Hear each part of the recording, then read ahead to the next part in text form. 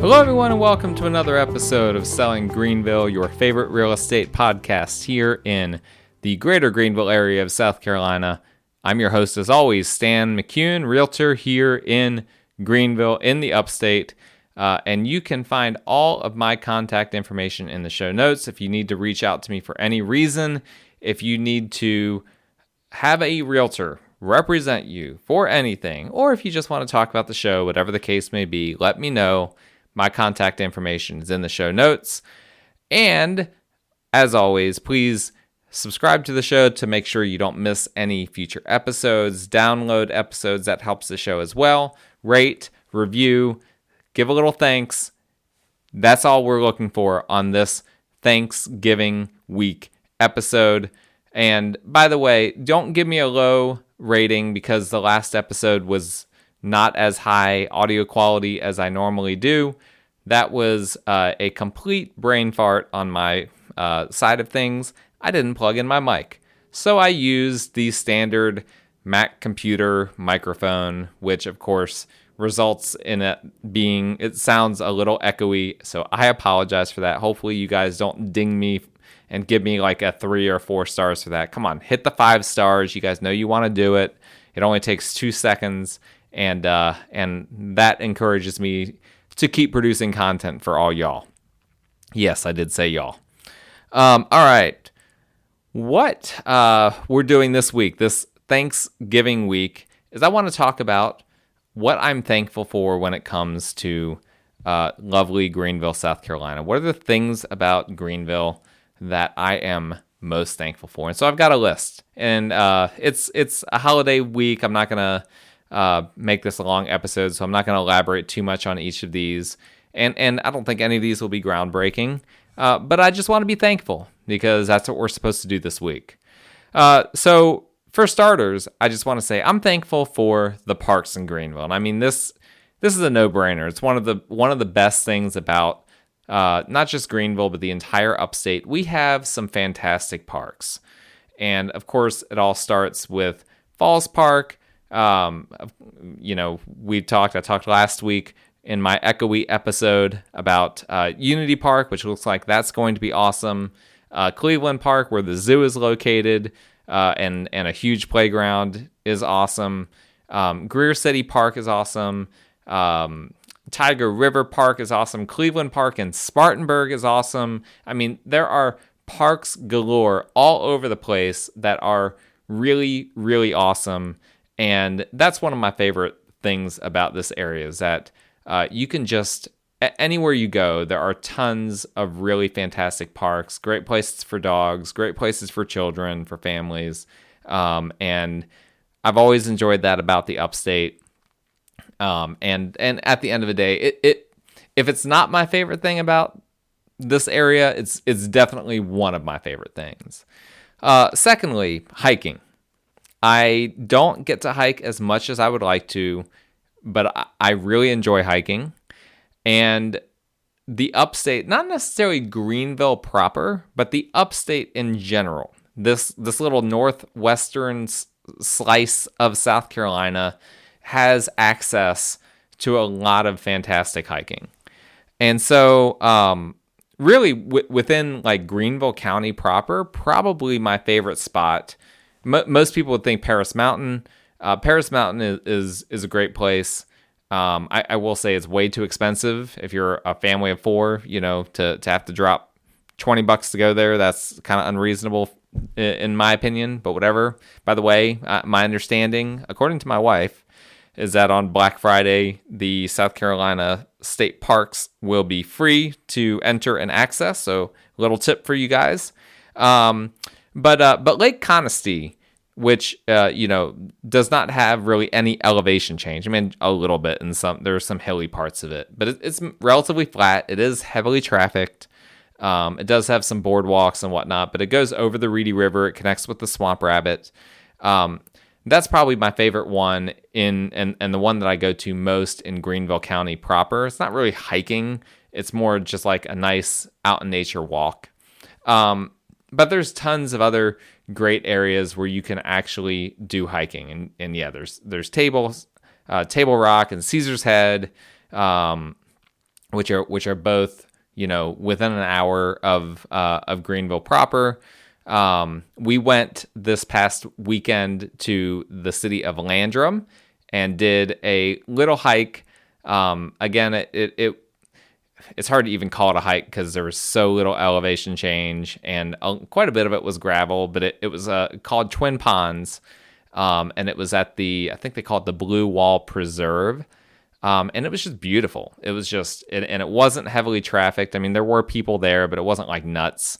And we just, we went around. It's called Twin Ponds because there are two ponds that you go to, and it's nestled, around those mountains that are up there in that Landrum area. And with the fall colors and everything, it was just gorgeous, absolutely beautiful.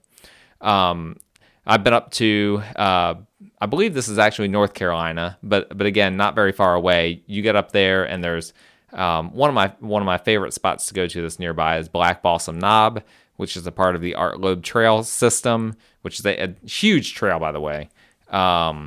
Goes on, I don't know how many dozens of miles, but it's massive. But the Black Balsam Knob, you can actually drive up there and not do like the dozens of miles of hiking. Just drive up there and do a short little hike up to basically the very top, and you can just see for miles around the type of vegetation and whatnot is very unique to the area, which I'm guessing is because of those mountains that kind of come out of nowhere, and aren't really covered by trees. And so that's a really great spot that I've gone to a few different times. That I just enjoy it. I just think it's a cool area. And of course there's a ton of others. I mean, Linville Gorge that I've been to a few times, which is just a really unique kind of canyony type of area. All sorts of others. You get up there by Table Rock, and particularly in that area, there's got to be hundreds of different trails, hundreds of different places to hike. So a lot of people come here for the hiking, and it's for good reason. There are a ton of areas that you can go hiking, and I'm very thankful for them. I thoroughly enjoy that. Of course, this is a no-brainer. Greenville, for the size of a city and county that it is, has number 3, some great places to eat and drink, and I'm very thankful for that. We love to eat out, as all millennials. Millennials are known for that. We waste all our money eating out, and buying expensive drinks. And like any good millennial, I've chosen to do that as well. We have so many good options around here. I'm a big fan of the Table 301 restaurant, Sobeys, Lazy Goat. And there's a few others as well. I'm a big fan of Sidewall Pizza, as far as a local pizza place. I'm a big fan of the Peddler Steakhouse. Of course, in downtown Greer, we have humorously named the Strip Club 104, which is called that because of its New York strip, but it also has a bit of a racy theme. But very excellent food. Of course, if you want to get really fancy, there's Hall's Chop House, which came over from Charleston. And the list just goes on. And of course, we've got a gazillion breweries. We're starting to get more and more wineries here. I went to a great little bar called The Whale with Ian. If you're listening, I love that place. Near my house is a bar and restaurant called Southern Growl, which is cool. It's kind of a play on words because not only are there growlers, but also it's very dog friendly. And they have a beer selection. It's like 50 different taps. I mean, it's a really great selection. And so there's just so many. I had someone that's not from the area ask me recently, now, is Greenville does it have good food? And I was just like, yes, absolutely. And then it was like, where do I even start? What type of food? I mean, all those options that I just named were like nicer places, but then we have, restaurants like Willie Taco, where really, unique take on tacos, or like taco sushi, which is like a blend of Japanese and Mexican fusion together. Like there's all sorts of other places that are like great lunch spots as well. And then of course we've got the comfort food spots like Tupelo Honey. It's a long list. It is such a long list, and I love that you can get almost anything you want in Greenville food-wise. My only complaint, and I apologize if you have an Italian restaurant in Greenville, but the Italian food scene is lacking. Now, the pizza scene is good. We have a good pizza scene. You're not going to find Chicago or Detroit style, but you can find just about anything else. And some solid options. But the Italian food scene, lacking. I'm from New Jersey, so I can have an opinion on this. But that's number 3. Great places to eat and drink.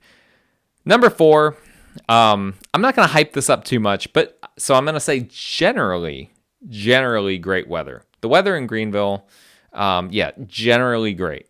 It does get, it's, so there are some places where, like Phoenix, for instance, where, it's known for just being like really hot a lot. And of course it's the desert, it's desert hot. So that's different. And then of course it can get really cold at night. So I understand all of those things, but like Phoenix, like it's hot a lot of the time. You're in the valley. And I've been there and it's, let me tell you, you go outside and it just hits you and you're just instantly sweating. Greenville doesn't have that kind of heat. And then there's other places that just have a brutal cold type of climate. And yes, they'll have a nice part of the year, like I know some people from Vermont and New Hampshire and it's like beautiful, beautiful weather several months of the year, but brutal winters. Michigan, brutal winters. And it can just get exhausting to some people. Greenville tends to not have the brutal hot, and it tends to not have the brutal cold, but it does get hot and cold different seasons. They just don't last as long, and they just don't get quite as harsh. We'll only have a few days out of the year typically where it's, below 30 degrees, like during the day. At night, it'll go below 30 every now and then during the winter. But typically during the day, it's going to, even during the worst part of the winter, which is typically like the end of January into early February, usually it's going to end up, staying in the 30s, if not higher. And then the summers, this past summer was incredible. Temperatures typically in the 80s. That was a little bit more mild than normal. Normally it's, you'll have several weeks of high 90s, but not usually in the hundreds. And you guys that are from the area, I'm preaching to the choir here. But we've got truly 4 seasons. I will say, I do wish we got a little bit of snow, a little more than we get, but we do get a dusting, usually once or twice a year, just barely enough for the kids to go a little sledding. And then that's it. Fall is great. Spring is great. I love those 2 seasons here in Greenville. And the summer is just warm enough that you can do summery things. The winter is not cold enough to do wintry things. Like you can't go ice skating on a pond, for instance. However, we do have Ice on Main, which is a place that you can, a little rink that you can go ice skating downtown, which is currently open. But no snowball fights, no snowmen, except in really unusual winter years. That's my only complaint probably about the weather, is that it does get cold, but it doesn't get, the coldness doesn't result in any kind of like good snow events that we can do anything with. But otherwise, again, the weather's great. We don't typically get hurricanes. We don't typically get tornadoes, although we can every now and then. We don't typically get earthquakes. We've had a few little tremors. So great weather all around. That's number 4. Number 5, I'm going to get a little more specific with this one, but I'm going to give a shout out to local company Crockett Doodles. They're kind of like a middleman for different doodle dog breeders. But it's not like a middleman that's just not doing anything. They provide a lot of value. I'm not going to get into all of that. I'm not going to do all their work for them. If they want to be a sponsor of the show, they can pay up for that. But the long story short, I will say this: I got my own dog through them. She's a mini golden doodle, and she's an incredible dog. We love her. Super cute, great personality, great temperament. And the process, really the only complaint I had was they had such a long wait list. It took us forever to get her. But we have her now. She's 5 months old. Great little dog. You can check out my Instagram page if you want to take a look at her at Stan McCune. I've got some pictures of her on there. But Crockedoodle is the local company, and they do a great job. Highly recommend them. And I am thankful for them. They helped me to get Bailey, my little puppy that we are trying to currently train. 6th on the list, Greenville, and we talked about this a little bit last week, but Greenville and the upstate in general has, and not just Greenville, but also Spartanburg, has a ton of good schools. We have a ton of good schools, both public, private, Christian, whatever you need, special ed, charter, so many good schools in the area. The kids have just a lot of great opportunities to get a good education, and it just gives you variety. And with the number, the one nice thing, we have a number of award-winning schools in a number of different school districts. So it's not just like all isolated to one part of Greenville that like all the people have to go to for their kids to be in a good school. Really, all throughout the upstate, there are so many school districts where your children will be getting a great education, and that's great. It's not, you don't have to worry about, okay, I can only go to this section of town in order to have my kid in a good school. No, it's almost the opposite. It's almost like if you're not in a good school district, that's a rarity because there are so many good ones. So I'm very grateful for that. That adds a ton of flexibility to those who have children and need to put them into school. 7th, this is a little bit hard to quantify, but I think Greenville just in general has a cooperative spirit. And I see this on multiple levels. I see this in the real estate world.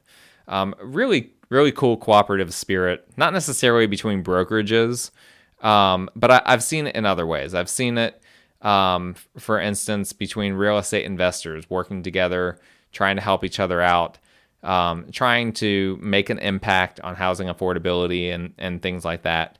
I've seen it with businesses trying to help each other out, trying to work together to be cooperative.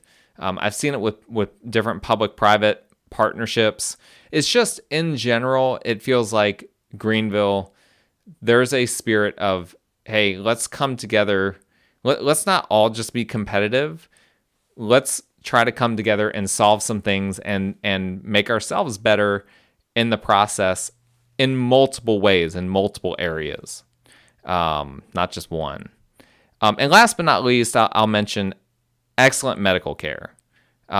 We have some great doctors around here. My daughter had to have a cleft palate plastic surgery done several years ago. We had a surgeon that was trained at Johns Hopkins. Really unique for a city in an area of this size to have a doctor like that we didn't have to go to Charleston, that we didn't have to go to Charlotte or Atlanta or somewhere like that. We're able to do all that right here in Greenville. And there's a lot of other great doctors, a lot of other great specialists right here in Greenville. Great chiropractors if you're into that. A lot of alternative medicine as well.